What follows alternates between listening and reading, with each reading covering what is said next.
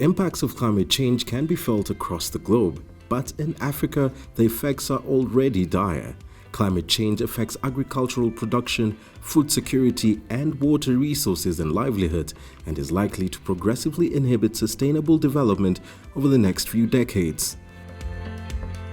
Despite these challenges, there is an abundance of opportunity.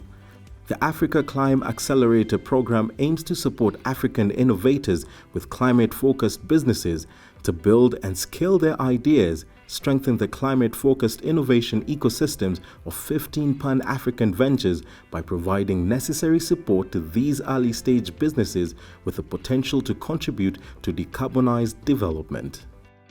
This program is delivered by Climate Kick International Foundation, funded by GIZ on behalf of BMZ and implemented by Growth Africa and the Carbon Trust. Climate Kick and our partners see supporting innovation as an opportunity to promote new ways of doing things, to help shift mindsets, and to test new and emerging solutions in the market. Africa ClimAccelerator is the first Pan-African climate accelerator and has seen 691 applications from 44 African countries. The program targets ventures that are developing transformative climate solutions, and this can be across various themes, such as circular economy, agriculture, energy, and many more. We discovered that there's a lot of technologies in climate-smart agriculture.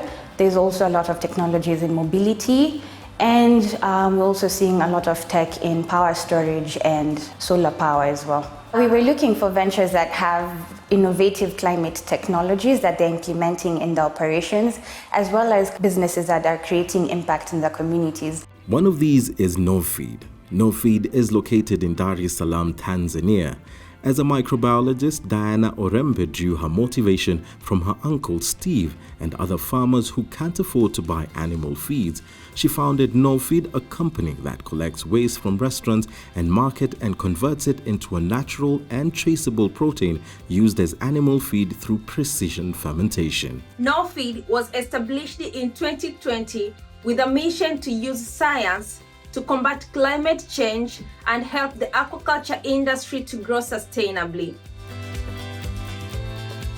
Street foods are a popular phenomenon in Nairobi streets, and for many vendors, these white food carts are essential because they are portable, keep the food warm, and an iconic feature on Kenyan streets. These vendors are often challenged with access to safe and sustainable cooking alternatives to charcoal that often modifies the taste of their foods. The Halisi trolley runs on renewable energy. What we have done is that we've introduced a battery and a solar panel, which now heats the food for at least 16 hours. And also the vendors can charge their mobile phones. With this product, they do not buy charcoal. So every day in Nairobi, vendors spend about 200 shillings, which is almost an equivalent of $2 a day on charcoal. They will have savings of about 200 shillings every day. In Tunisia, Major Khalid grew up in the fashion world and noticed that there was a lot of textile waste that is either dumped into landfills or burned. She created Agaru, a brand of eco-friendly products made mainly from textile waste. Agaru sells the products on an online marketplace. In Agaru, we empower designers and artisans to sell their eco-friendly products through our marketplace. Moreover, we have our own brand where we recycle and upcycle solid and textile waste and turn it into new fashion and decor items. Ecotutu, a Nigerian company, seeks to preserve fruits and vegetables for a fraction of the cost of conventional refrigerators. The cold room is designed for on-farm cooling and storage after harvest to enable farmers to preserve fresh perishables until they get to end consumers. On the economic side, think about it directly that for produce that typically will end as waste on landfills, now these produce are now being salvaged because you now have access to reliable container solutions. So it means that the more they're able to salvage and save, the more produce they'll be able to sell, and the more revenue and profit that they'll be able to make.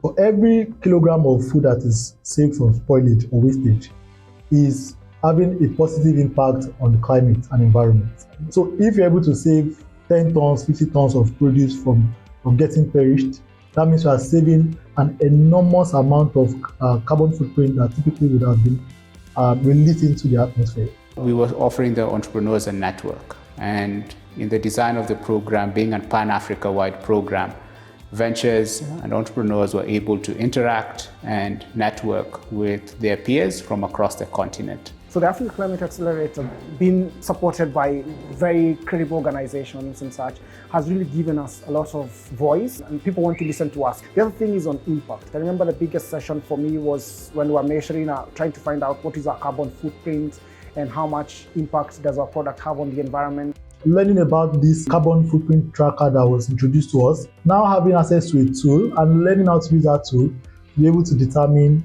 and measure our carbon footprint. Addressing climate change and building resilience come with significant opportunities for transformation. Sparking innovation programs such as Africa ClimAccelerator will support startups to innovate, catalyze, and scale their solutions in order to help Africa sustainably build climate change resilience.